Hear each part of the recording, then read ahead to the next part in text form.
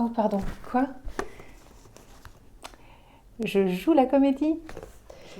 Et oui, j'étais ailleurs. J'étais avec clématis. Voilà, c'est la fleur que je vais vous indiquer aujourd'hui et vous montrer aussi.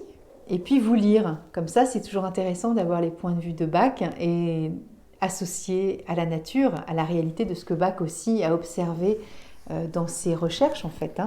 Donc je vais vous lire d'abord le premier texte auquel on a le plus l'habitude d'avoir sous les yeux parce que en fait c'est le seul qu'il ait laissé entre guillemets. Voilà, donc mon carnet des 38 fleurs. J'ai repris Clématis à l'intérieur, mais qui vient évidemment du bouquin de Bach. Donc voilà, je ne l'ai pas là sous les yeux, mais vous savez ce que je veux dire, c'est la guérison par les fleurs. Alors ceux qui sont rêveurs, endormis, je vais essayer de me mettre bien face pour que vous puissiez bien me voir. Alors pour ceux qui sont... Non, c'est pas pour ceux. Ceux qui sont rêveurs, endormis, somnolents, sans grand intérêt dans la vie. Des gens calmes, pas vraiment heureux dans leurs situations actuelles, vivant plus dans le futur que dans le présent, vivant dans l'espoir de temps plus heureux où leurs idéaux pourront se réaliser. Quand ils sont malades, certains font peu ou pas d'efforts pour aller mieux. Et dans certains cas, ils peuvent même attendre la mort en espérant des temps meilleurs et peut-être de revoir un être bien-aimé qu'ils ont perdu. Alors, quand on parle de ça, bien sûr, Bach n'évoque pas du tout des personnes à tempérament suicidaire. Ça n'est pas du tout le sujet. Mais en tout cas, moi, l'idée que je peux en avoir, après c'est une question de point de vue, mais ça peut être aussi quand nous avons une attirance particulière sur, par exemple, tout ce qui est au-delà.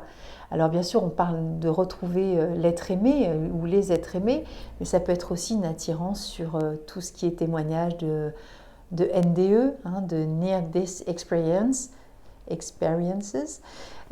toutes les expériences de mort imminente, les EMI, tout ce qui est voilà, ce type de témoignage, d'ouvrage, et puis tout ce qui est projection bien sûr dans le futur, puisque si j'ai fait semblant de rêver tout à l'heure, c'était aussi pour vous montrer que Clématis, elle est vraiment dans un futur et dans une projection, voilà, elle fait un saut dans le temps finalement. Donc je vais vous lire autre chose de Bach, qui est tiré donc des conférences du docteur Bach.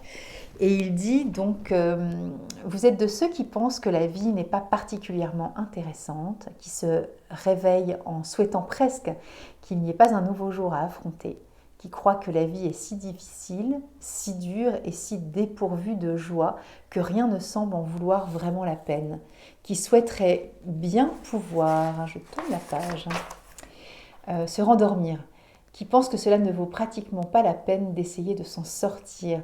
Vos yeux ont-ils ce regard lointain, comme si vous viviez dans vos rêves et les trouviez tellement plus beaux que la réalité? Ou peut-être vos pensées sont-elles plus souvent auprès de quelqu'un qui a déjà quitté cette vie? Si vous éprouvez ce sentiment, apprenez à tenir bon, car il n'y a rien d'autre en vous que la volonté qui vous commande. Tenez bon et vous aurez obtenu une grande victoire. La merveilleuse plante qui orne nos haies et nos endroits au sol calcaire est la clématite, mieux connue sous le nom de viorne, dont les graines en forme de plumes désirent toujours être emportées par le vent et recommencent ailleurs. Vous aidera à revenir à la réalité, à faire votre vie et trouver votre tâche et vous apportera la joie de vivre. Donc voilà, on parle aussi de ce côté un peu imaginaire aussi, puisqu'elle se projette dans un futur, donc elle aime bien aussi se laisser porter au gré du vent, donc ça peut être aussi au gré de ses pensées. Et là, le troisième texte que je prends là, c'est voilà, les écrits originaux du docteur Bach. Et là, donc il l'a écrit en 1933, en septembre 1933, Histoire de Clématite par elle-même. Alors, vous vous étonnez que je veuille partir? Voyez-vous, mes pensées se fixent sur les choses terrestres, sur les êtres d'ici-bas. Et si elles s'en vont, j'ai tellement envie de les suivre. Je désire simplement m'envoler pour être là où elles se trouvent. Vous me reprochez mes rêves, mon idéal. mon romanesque. Pourquoi devrais-je abandonner tout cela? Et que m'offrez-vous de mieux? Rien que je puisse voir. Vous ne me proposez qu'un endroit matérialiste, l'existence terrestre avec toutes ses épreuves et ses peines. Mon rêve et mon idéal sont bien loin de tout ça. Me reprochez-vous de les suivre?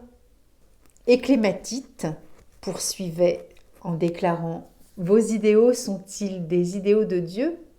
Êtes-vous sûr que vous le servez, lui qui vous a fait, qui vous a créé, qui vous a donné la vie, et ne faites-vous oublier que vous êtes un fils de Dieu à l'âme investie de toute sa divinité et qu'au lieu de cette éclatante réalité, vous vous laissez leurrer par autrui.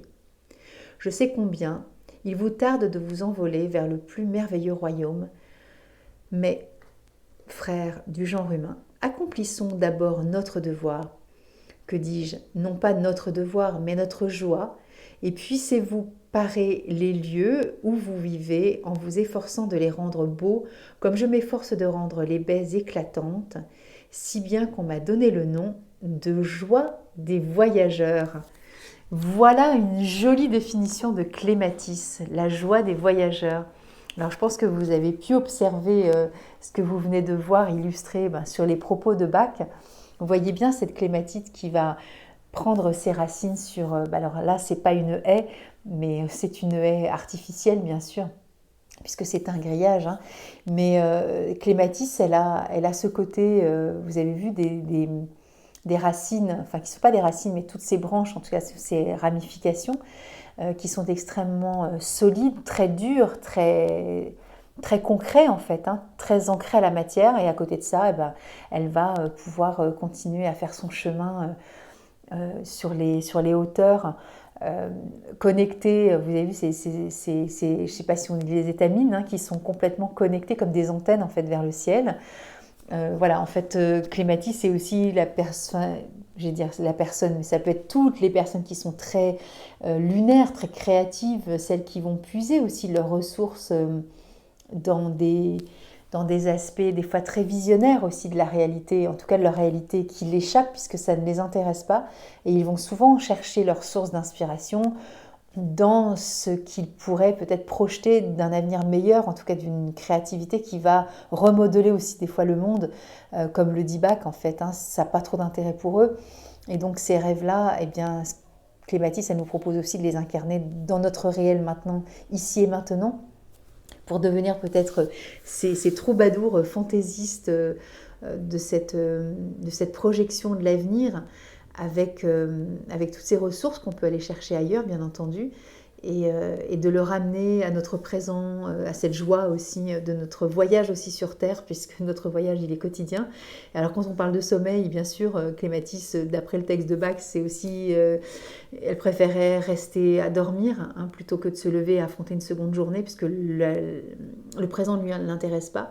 Et bien peut-être que justement, si on prend Clématis, ça nous permet aussi de recréer cette journée avec ce voyage qui nous est proposé de vivre tous les jours avec joie, et avec intérêt aussi sur chaque minute que nous passons à co-créer cette vie, mais qu'on peut aussi aller tirer d'une aspiration aussi profonde à changer ce monde, comme le dit Bach dans le deuxième texte, hein, ou même dans le troisième, c'est aussi parce que nous avons ce désir de changer cette humanité, changer aussi nos comportements, changer l'avenir, changer nos projets professionnels, amoureux, de décoration, j'en sais rien, de voyage, peu importe, hein, ça n'a pas d'importance en soi, mais vous voyez que c'est des fois dans cette projection-là que Clématis aussi n'est pas forcément limitante, ni positive ni négativement, parce que la négativité de cette fleur, c'est évidemment de ne faire que dormir et de manquer de joie. Alors c'est une métaphore bien sûr, mais d'être un peu endormi et de ne pas être éveillé à cet instant qui nous est proposé de vivre avec participation, on va dire. Mais ça, c'est propre aussi aux 7 fleurs qui se trouvent dans le manque d'intérêt pour le présent, donc Clématis bien entendu.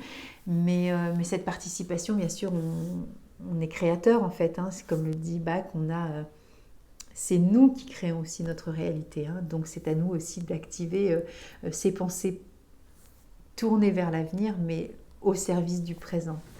Voilà, à bientôt, en tout cas à la semaine prochaine. Et encore une fois, je vous propose de cliquer sur la cloche pour vous inscrire, on ne dit pas inscrire, vous abonner, voilà, sur cette chaîne. Et puis mettez des commentaires si ça vous parle, si vous sentez que vous avez tendance à être un peu rêveur, un peu lunaire, un peu dans vos pensées, mais c'est pas des pensées, attention, hein, ne confondons pas avec une autre fleur des pensées qui est très connue, qui est White Chestnut. Là, c'est pas de la rumination mentale, hein. C'est pas une pensée qui va nous assaillir avec des pensées indésirables. Là, on est vraiment sur cette projection vers le futur. Donc, on est accaparé par nos pensées de demain, en fait, de comment ça pourrait être dans ce monde à bâtir, dans ce monde auquel j'aimerais participer avec plus d'intérêt et plus de joie. C'est-à-dire que c'est comme si Clématis se disait, ok, demain ça ira bien, dans 3 semaines, dans 1 an, dans 6 mois, dans 30 ans, mais c'est pas dans 30 ans ou dans 6 mois ou demain qu'il faut vivre, c'est ici et maintenant. Et cette promesse-là, elle est très compliquée à vivre pour Clématis. Donc pensez pas qu'à chaque fois que vous commencez à vous gamberger pour demain, c'est que vous êtes Clématis. Non, c'est pas nécessairement ça. Vous savez, ça va être les enfants dont on va dire... c'est ce que j'ai fait un peu au début pour voilà, illustrer un peu cette fleur, mais on dit qu'on est dans notre bulle, sur notre planète, on n'est pas complètement ancré à la réalité. Et voilà, Clématis, elle nous propose bien sûr de nous incarner dans le sol, dans la terre, dans la matière, être présent à nous-mêmes, d'être ici, d'être là, et de faire des choses qui nous permettent vraiment d'activer ce bonheur à l'instant T.